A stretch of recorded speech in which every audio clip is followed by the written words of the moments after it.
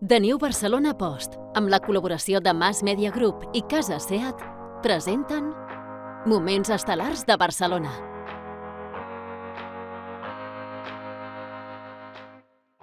Avui parlem d'esdeveniments musicals i espais musicals on es fa música en directe a la ciutat de Barcelona, a la capital, que s'han convertit en un referent, en un motor econòmic i que d'alguna manera serveixen com a palanca per promocionar i per impulsar la marca Barcelona, no només aquí, sinó arreu del món. Per això m'acompanyen per parlar d'això l'Alberto Guijarro, que és director de la Sala Apolo, un dels podríem dir promotors més veterans del nostre país i codirector de la Primavera Sound. Benvingut, gràcies per acompanyar-nos. I el Roberto Tiers, que és cofundador d'una de les sales més mítiques i més icòniques de la ciutat de Barcelona, com és el Sidecar, que enguany ha complert 40 anys d'història. Després en parlarem. Moltes felicitats. Moltes gràcies. Benvinguts els dos. No sé si ho ha comentat el Guillem, tenim 45 minuts de conversa, una xerrada a tres bandes. M'agradaria que us mulléssiu i que us sentíssiu una miqueta com a casa en aquest mini plató que hem fet aquí a Casa Seat. I després obrirem un torn de preguntes on els nostres espectadors podreu dir la vostra o podreu formular preguntes directament als nostres convidats. Però com que jo tinc moltes preguntes, ja de saque vaig tirant. Sapigueu que aquesta conversa quedarà enregistrada, ja veieu que hi ha càmeres que ens estan seguint en directe i tot això ho podreu recuperar via Spotify o via YouTube a través del canal de The New Post Barcelona, d'acord? Bé, comencem. Comencem parlant una mica de història, de com heu arribat fins aquí en els dos casos, perquè, clar, les vostres sales i els vostres festivals, aquests esdeveniments musicals que organitzeu, s'han convertit en icònics a la ciutat de Barcelona, en tot un referent, tant si parlem de la Sala Sidecar com si parlem del Festival Primavera Sound. Ha costat arribar fins aquí, com la cançó dels Manel. Ens ha costat Déu i ajuda arribar fins aquí? Començo? Soc el més vell. Soc el més vell, doncs comença, clar que sí.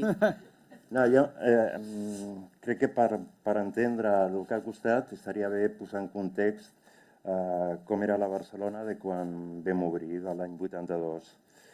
Prèviament a nosaltres, a Barcelona, hi havia 3 sales, que era per la gent jove, per música jove, que era el Celeste d'Argenteria, el Carme a la plaça Reial i el Màgic al Passeig de Picasso, al costat del Born. Del Born, exactament. L'aforament d'aquestes 3 sales sumades no arribaven a 1.000 persones. Vull dir, venim d'aquí. El sector de la música per gent jove era molt minoritari, jo diria que marginal. Això feia que les administracions ens ignoressin cordialment, els nous ajuntaments, i que la Policia Nacional, que era la que manava a la ciutat, ens perseguís directament. Érem uns tios vestits raros, pentinats pitjor, i que escoltaven una música que era horrorosa per ells. No interessàveu. Llavors, venint d'aquí i estant on estem, jo crec que el recorregut ha sigut molt positiu, sempre cap amunt i sempre canviant la percepció que tenia la societat de nosaltres i fent créixer un negoci que avui en dia és molt important. És a dir, el negoci de la música no és com a Anglaterra, que no sé si és la segona o la tercera indústria, però sí que és molt important, tant pels festivals com per sales, per concerts en general, però venim d'allà, Venim d'aquest escenari que acabes de dibuixar. 1.000 persones era l'aforament màxim que teníem a Barcelona en aquell moment. Alberto, en el teu cas, centrem-nos, clar, tu pots parlar de la Sala Apolo, però també del Primavera Sound.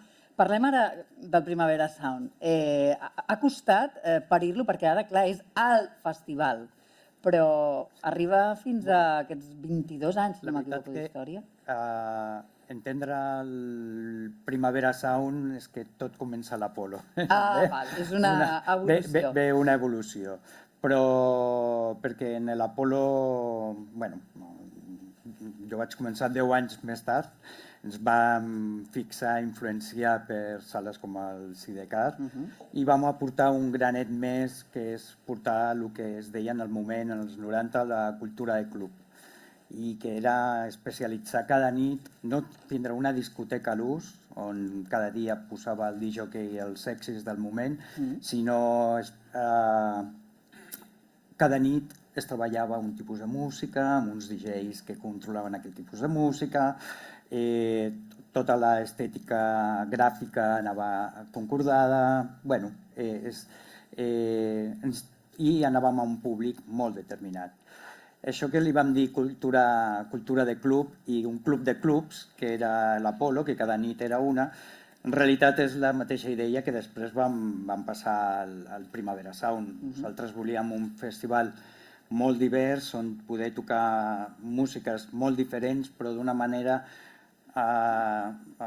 coneixem molt cada estil de música que anàvem a tocar i portant el més interessant d'aquell moment o que havia influenciat o havia estat un artista de culte, és a dir, que hi havia tota la programació per nosaltres era molt important, no? Hi havia una feina, la idea de club de clubs que vam fer a l'Apolo, amb el Primavera vam fer un festival de festivals.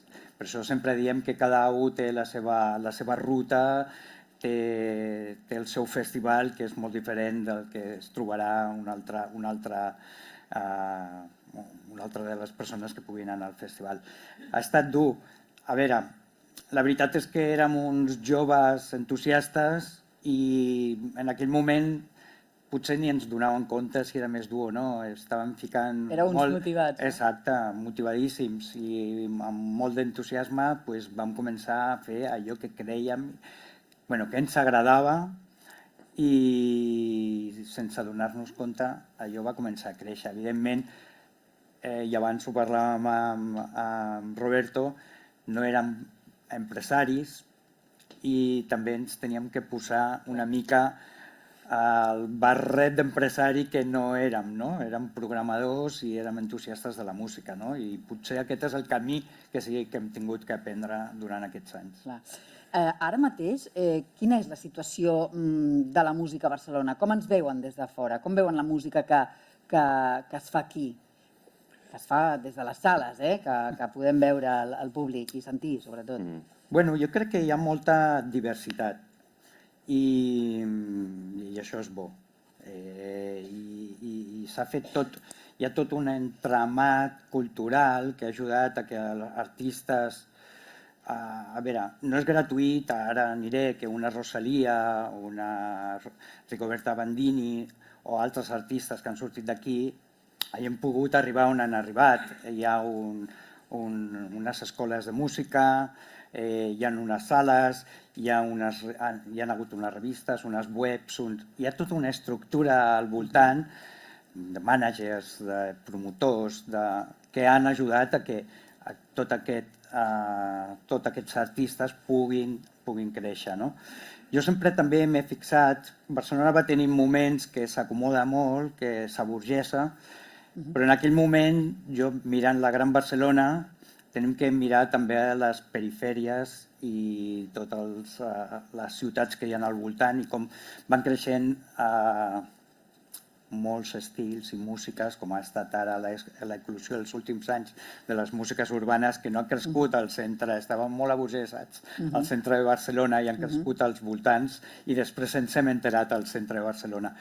Però bueno, al revés també ha succeït en altres vegades i jo crec que és un moment que hi ha una riquesa important d'estils musicals i que a les sales els podem gaudir. Per altra banda, hi ha com una mena de relleu generacional. Hi ha tota una corrent que ve dels anys 50 de músics guitarristes blancs, diguéssim, que ve del rock, el pop dels 60 i arriba fins a l'indie.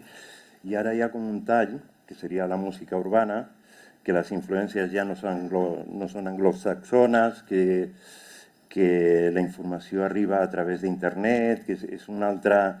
i que això permet que l'extraradi i tot el que és fora de les grans capitals rebin la informació al mateix temps que els capitalinos, que els de la ciutat.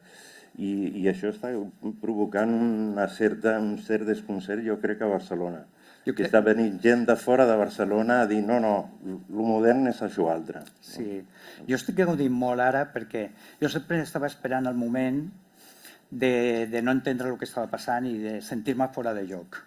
Molt bé. I estic encantat, Arribat ara? perquè a mi m'ho van fer en el seu moment quan començàvem a programar música electrònica, que ningú ens feia cas, ho fèiem en petits clubs, d'una forma molt underground, i va créixer i es va fer molt gran. I jo recordo que ningú ens entenia i això és música enllaunada, bueno, tots aquests discurs, no? Però sentia que aquella herència continuava anys i anys i dic, hosti, ja em toca no entendre. I quan va començar tots els moviments de música urbana, també hi ha un altre corrent molt fort, tots els moviments queer i LGTBI, que també venen amb molta força i toquen molts arts diferents. Amb aquesta estic més ficat i més integrat, però tota la part que ve de la perifèria, em va agafar que no ho entenia i bueno, ho trobo, m'encanta que vingui tota una generació que jo ja no em puc identificar i ja tocava. Ja tocava. Ja tocava. Hi ha una cosa que abans ha apuntat l'Alberto que em sembla molt interessant, que estàvem parlant abans, de quins eren els empresaris que obrien sales de concerts o discoteques fa 40 anys i com són els d'ara. Sí. Em sembla molt interessant, perquè l'Alberto era un discjòquei. Tu vas començar de discjòquei. Jo tocava la guitarra en grups. El David del Salamandra era bateria. Saps? Eren amants de la música. Això ha canviat. Ara són economistes, gestió d'empreses culturals, són gent que s'ha format per això. Jo crec que això fa que s'uniformi una mica. Hi ha una uniformitat a les sales que abans cada sala era completament... De su padre y de su madre. Sí, bastant desquiciant. I això és un canvi que jo trobo faltar, no? Aquest punt més excèntric, més vocacional. Més singular, no? Que Sí, li donaven sí. aquest color. I Barcelona s'ha convertit d'alguna manera en una ciutat de festivals? A banda de ciutat de música en directe, aquesta pregunta sobretot va dirigida a tu. És una ciutat festivalera? Hi ha el públic, podríem dir, festivalero? D'aquells que només va a festivals? Bueno, a veure, Barcelona hem tingut que trobar la nostra personalitat perquè no hi ha hagut els diners que poden haver-hi en grans ciutats per fer, ja no dic, grans exposicions, grans concerts d'auditori o de... Bueno, amb la música la veritat és que hem tingut més sort i hem pogut passar tot d'artistes, però perquè hem tingut també les infraestructures. Però ha crescut un tipus de festival, i ara no només miro en música, com pot ser l'Inèdit o el Festival Documental de Cinema, o sempre hem buscat el nítxol i a partir d'aquí hem crescut i ens hem fet grans, però tant el Sonar com el Primavera Sound vam començar amb un festival molt de nítxol. Passa que hem aconseguit que aquest nítxol al final sigui molt gran i interessar a molta gent d'arreu, no? De tot el planeta, perquè troba una singularitat que no troba en altres festivals. No? Potser és per la manca, a vegades, de recursos que ha fet que la gana ens faci buscar aquesta singularitat i fer-nos diferents. I jo crec que ho hem fet no només en música, ho hem fet amb altres arts, i això és el que també ens fa diferents. Ja que tu no ho diràs, però des d'aquí s'ha treballat d'una manera molt rigorosa. S'ha treballat molt bé, molt seriosament, sense riscos innecessaris i fent les coses molt bé. Però què respectant molt a l'artista. Tant ells com respectant molt a l'artista, mirant a l'artista, posant l'artista en el centre de totes les programacions. És la clau, això? Sí, jo crec que sí. Cuidar l'artista, però a nivell empresarial ser molt seriós, ser molt complidor. És molt català, crec jo. Tant el Sonar com el Primavera són exemples de la feina ben feta. Hi ha festivals per allà... No posarem noms, ja veig que no. Hi ha festivals que això no ho fan, no? Que tenen en consideració els artistes. Que són uns pirates, que és poc seriós, que hi ha entre la desconfiança del promotor, del músic d'anar allà, cosa que al Primavera sempre hi ha algú que pot parlar més així, més aixà, però tenen una historial impecable, Primavera, el Sonar i festivals que han vingut després. Jo crec que el Cruïlla és un festival molt digne, molt de la ciutat, el Vida, hi ha molts. Que són festivals molt d'aquí, molt nostres, que ens defineixen musicalment parlant, no? Tots aquests exemples de festivals. Perquè quin és el públic que visita les vostres sales? Com definiríem aquest públic? Perquè em sembla que és molt diferent el públic que ve a la sala Sidecar i el públic que va al Festival Primavera Sound o a la sala Apolo, no? Jo diria que sí, no? A veure, anem a buscar. Jo crec que el públic de l'Apolo i del Sidecar, bueno, no sé si poden ser intercanviables, però s'aproximen molt. Del festival millor que parlis tu, però... Com és el de la sala Sidecar? Com és el teu públic? Estupendo. Estupendo, això no tinc cap dubte. Si diguessis el contrari, tindríem un problema. No, però tu com el definiries? És un públic d'aquí, de casa, local, o és estranger? Bueno, en el cas del Sidecar és un 80% públic de Barcelona, perquè la nostra oferta va dirigida al públic de Barcelona. No sabem fer una altra cosa, no sabem fer mis camiseta mojada, no és el nostre rotllo. Llavors, el que fem és música en directe, principalment grups locals, amb el que a l'estranger no se sent atret, perquè no és el seu objectiu. I després la sessió de discoteques sempre intentem que sigui una música molt cuidada. Evidentment, a la porta filtrem comiats de solteres i no sé què. I llavors tenim un públic molt de Barcelona, cosa que estant on està el Sidecar, que és a la plaça Reial, i que estem amb una massificació de turisme brutal, ens genera un cert problema. És a dir, perquè l'ocupació per part del turisme d'aquell espai fa que la gent de Barcelona es quedi fora. Llavors, en moltíssims casos, el públic que tenim ve al Sidecar i quan acaba de fer el que hagi de fer al Sidecar se'n va a un altre barri. I això sempre és complicat. Home, és curiós, sí, clar, anar dirigit a un públic local enmig d'un públic estranger, de fora de la ciutat, no? Hi ha una dicotomia que és certament inquietant, no? Però sobreviviu i dignament. Sí, bueno, anem fent. Hem tingut més d'un moment de replantejar-nos, bueno, igual hem de canviar de lloc, de canviar el tipus de feina perquè és el que sabem i Però i alguna vegada us heu plantejat obrir al públic, també públic estranger, aquests turistes que els teniu al costat, que passen per allà constantment? Sí, però és una qüestió d'oferta. És a dir, paella i sangria, no sé, no va amb el segell de les no ho sabem fer.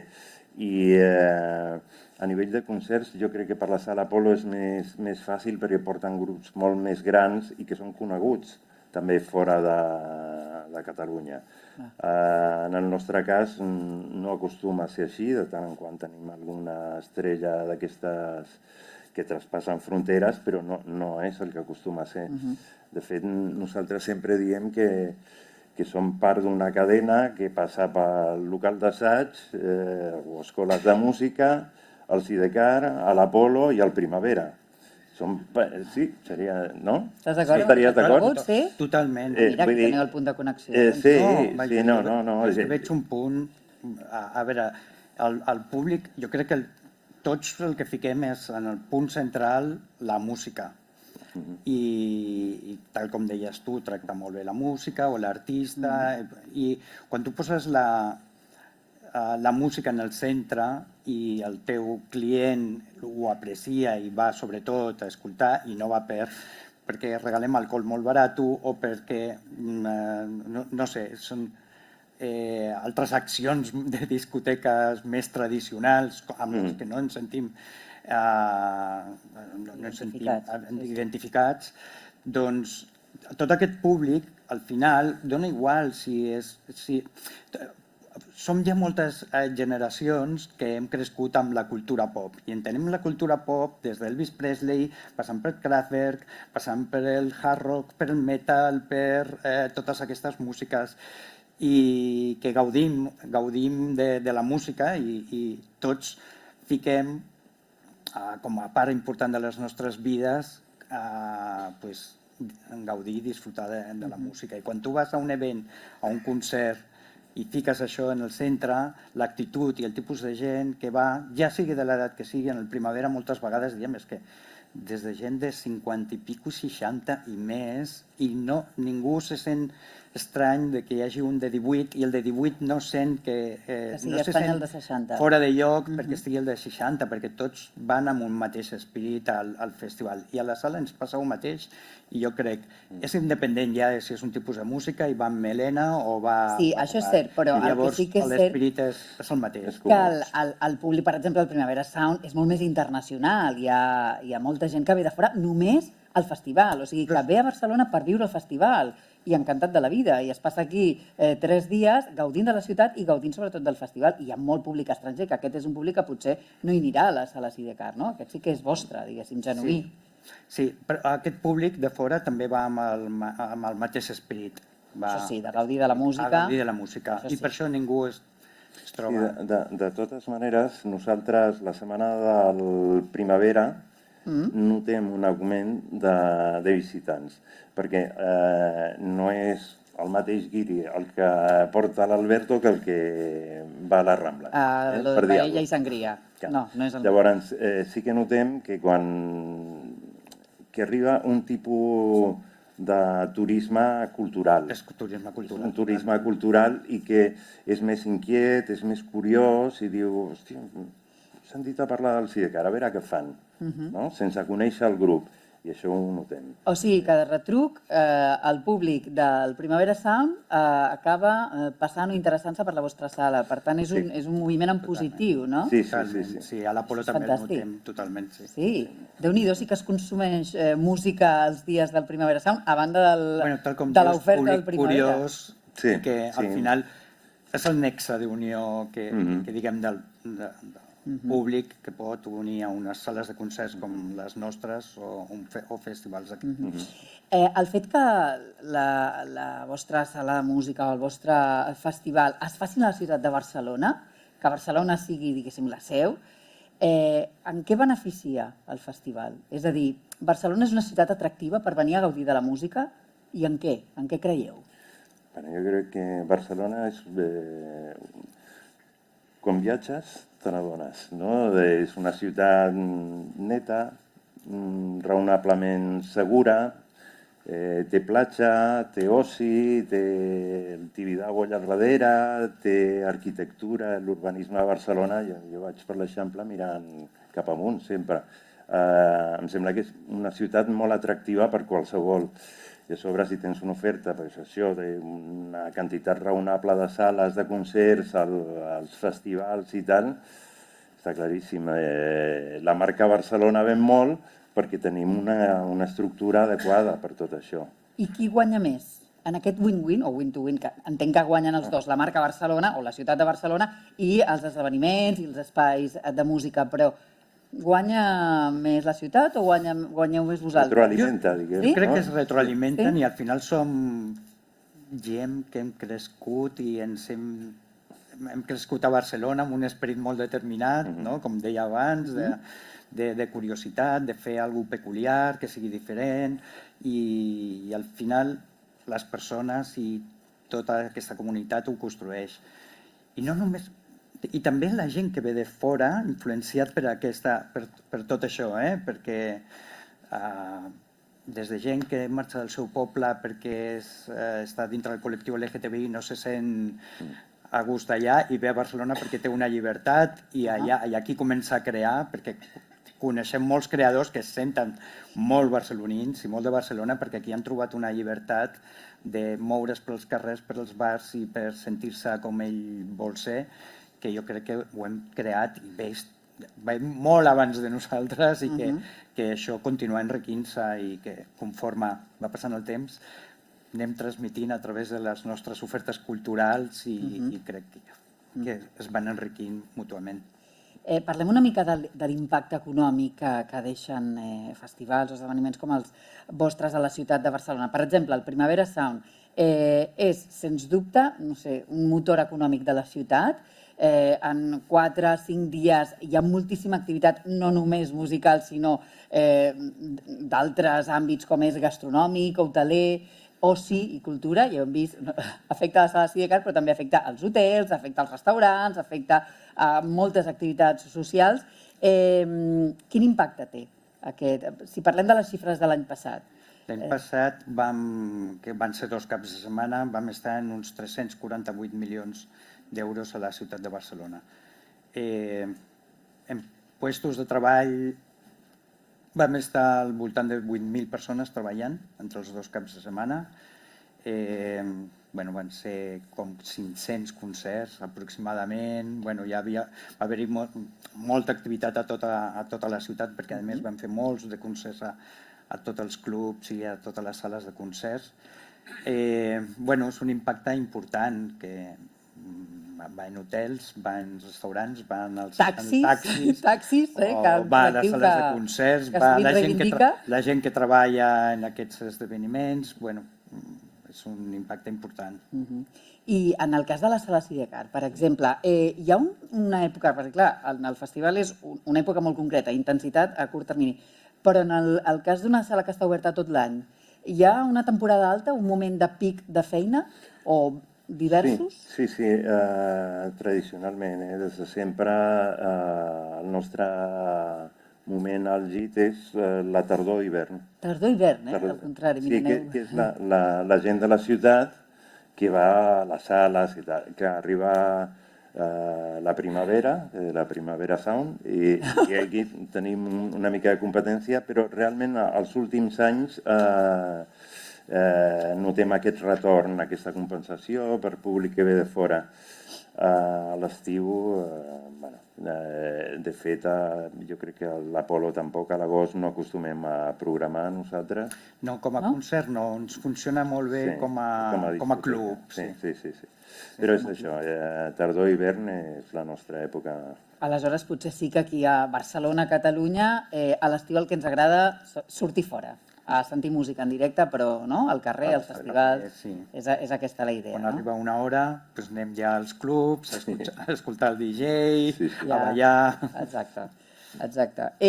Quina creieu que és la clau de l'èxit dels vostres respectius negocis, del Sidecar? Per què el públic és fidel a la filosofia de Sidecar? És que ja ho he dit més una vegada, però crec que és cert.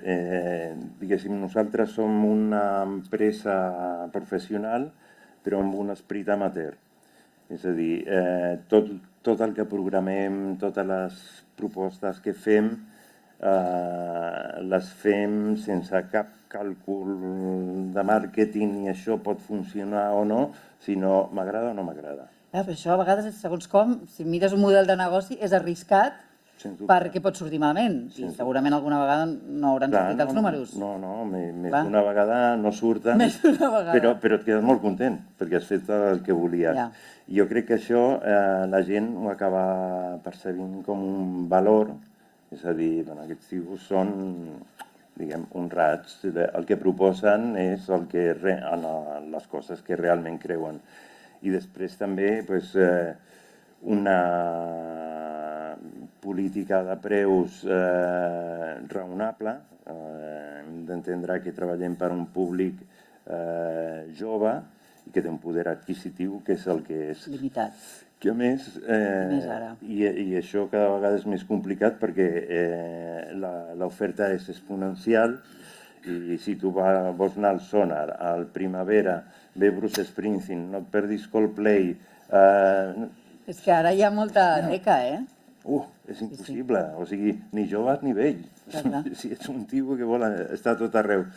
Llavors, clar, cada vegada més competència i després competència no econòmica, vull dir, pues has d'estar molt atent al que passa a Instagram, a TikTok, les Sí, plataformes...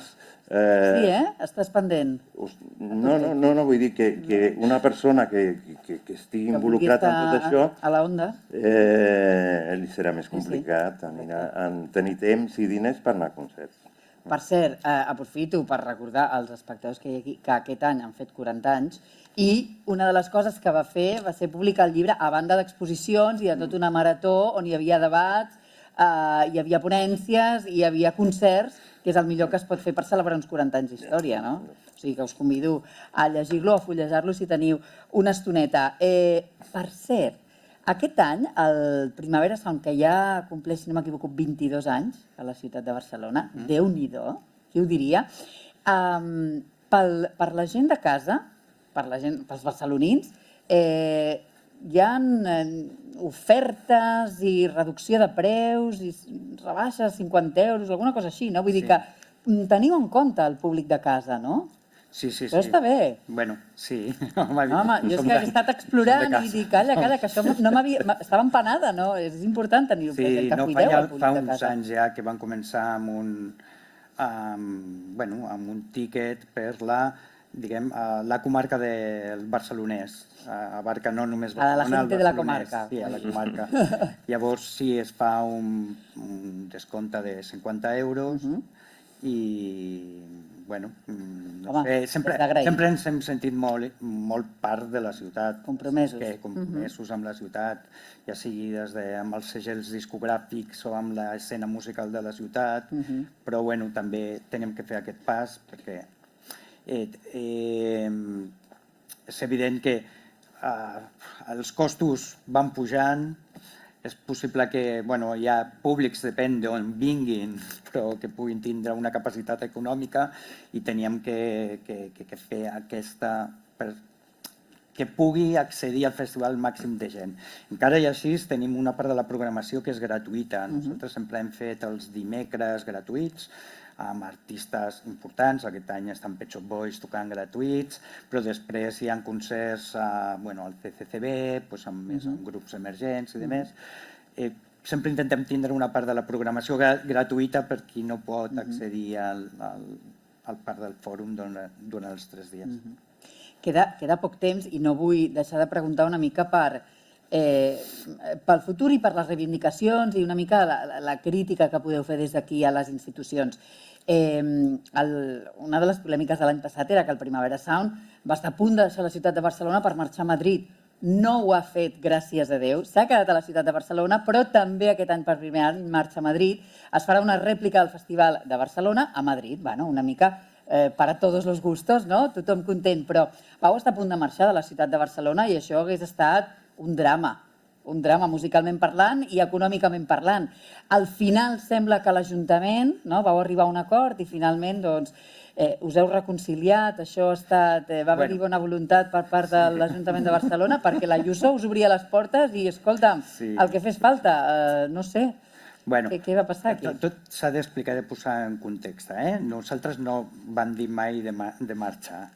Nosaltres l'any passat vam fer una doble data que ens va funcionar molt bé, vam fer sold out. Nosaltres el poder ampliar, tenim una altra data a Oporto i aquest any hem ampliat a Sud-amèrica. Continuem sent una companyia independent. Tot el món de la música s'està concentrant en grans multinacionals i això a vegades a nosaltres ens costa arribar a segons quines contractacions perquè pensem que aquestes multinacionals igual tenen 50 festivals i poden oferir 50 festivals. I trenca el mercat i no pots accedir a tots els d'allò. Llavors nosaltres aquí era molt interessant per nosaltres tindre, ja que el públic ho demanava i podíem vendre aquests tíquets, tindre una doble data i havíem ideat un festival on hi hagués 2 caps de setmana i tot de concerts a la ciutat i activitats professionals entremig. Això ens permetia, més la data d'Oporto i altres dates que tenim, poder fer ofertes interessants per als artistes. és una forma també de competir en aquest mercat que es va concentrant. Lo de la doble data no va... Bueno, la ciutat de Barcelona, entre diferents partits polítics, no van arribar a un acord. O sigui, nosaltres, el rellotge anava marcat, nosaltres teníem un deadline i van haver-hi diverses ciutats que es van oferir. Evidentment, Madrid, per un tema de població, i que la veritat és que sí, que ens ho han facilitat molt, va ser la ciutat triada per fer aquest doble cap de setmana i poder continuar tenint una data més per oferir contractacions a les agències internacionals. Llavors, no, en cap moment volíem deixar la data de Barcelona. La nostra data no la volem deixar, som d'aquí, volem la nostra data, volem Barcelona. Va ser més aquesta segona data la que no vam poder instaurar a la ciutat de Barcelona. Gràcies per aclarir-nos-ho. Però aprofito crítiques, reivindicacions a les institucions públiques, als ajuntaments o a les institucions privades, a animar-les a que inverteixin en sales, esdeveniments de música en directe, esdeveniments musicals de gran format. Què els hi voleu dir des d'aquí? Què demanem? Sí, no us talleu, és el moment. No, jo crec que el que deia abans, venim de redades i policia i estem on estem, cosa que està molt bé, que està molt millor. Cert és que a nivell musical, a nivell d'ajuts, si se'ns acudeix comparar amb els ajuts que té el teatre, que té la dansa, que té la lírica, el nostre és una broma. Percentualment és molt més baix. No sé, buscar una certa equiparació. I després, quan una sala té un problema, és a dir, imagina't ara el Teatre Romea té un problema de veïns, tècnics, de lo que sigui, l'administració correria a ajudar aquell teatre perquè solucioni aquest problema i pugui continuar funcionant. Una sala té un problema, li obren al davant el que sigui. No vull dir el què, perquè ningú es doni per al·ludit. I si té un problema, és el seu problema. Sí, les institucions públiques i l'Ajuntament no jo no sé si tu vols explicar més, però que això està succeint. Recordo la Sala Beckett, era? Que estava a Alegre de Dalt. Sí. Bueno, van necessitar... En aquell carrer hi havia problemes de veïns, hi havia també la Sala ells van necessitar créixer, limitacions tècniques, tal, no sé què. L'Ajuntament de seguida els va buscar un local, crec que és a Poblenou, no? Sí, actualment és allà. Tu imagina't això si el Cidecar té un problema. Creus que no passaria? Que vindria l'Ajuntament i em diria aquí tens un local a Poblenou. Bueno, provem-ho. Provem-ho, no? Des d'aquí fem una crida i animem a l'Ajuntament a donar suport incondicional a les sales de música en directe. S'ha avançat molt, s'ha evolucionat molt la percepció que les administracions tenen de les sales en general, però encara no estem al mateix nivell que altres sectors de la cultura. Podria ser el teatre, la dansa, evidentment amb música, la lírica, és un altre planeta. Una altra realitat. Doncs queda dit, gràcies per mullar-te amb aquesta reivindicació. Alberto, tu què diries? Què demanaries? Bueno, va una mica... A veure, com a Primavera Sound, nosaltres no tenim cap ajuda. L'última que teníem, que era per fer Primavera a la ciutat, i les activitats gratuïtes van decidir que les fèiem per nosaltres mateixos, que al final amb recursos propis, i així ho hem fet, i no és un festival amb subvencions ara mateix per al Festival Primavera Sound. Però sí que demanem, i a vegades són que les institucions posin perquè es puguin fer, per exemple, 2 caps de setmana, no? I per què no pot anar endavant? Perquè no s'han posat d'acord les institucions. O sigui, és un tema polític. Sí, hi ha un tema polític aquí darrere. Però també hi ha una mica bienvenido Mr. Marshall, perquè ve a la Copa Amèrica i en seguida es posen d'acord tots.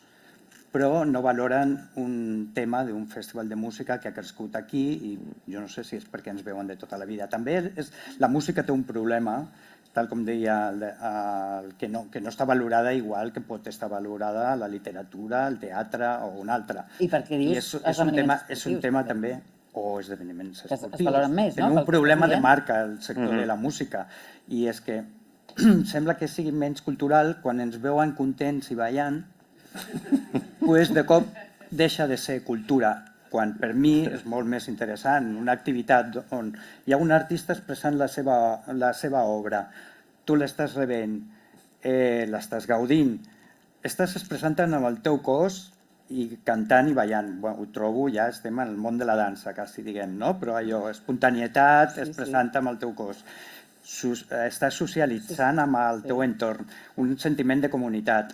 És que sembla que dona por veure la gent contenta, no? És que l'alegria no està valorada. És el pobre de totes les arts culturals. La música és la pobra de totes les arts culturals, eh? Sí, sobretot la cultura pop, no? Sembla que quan ens veuen expressar-nos amb alegria... I amb llibertat. Sí, i amb llibertat, doncs no. Està mal vist. Però no sé si això, continuem. Si ho passes al cinema o al teatre, les comèdies sempre estan pitjor valorades. Sí, també és veritat. O sigui, un Òscar mai li donen a un còmic, li donen a un tio que ha fet un drama de collons. Totalment.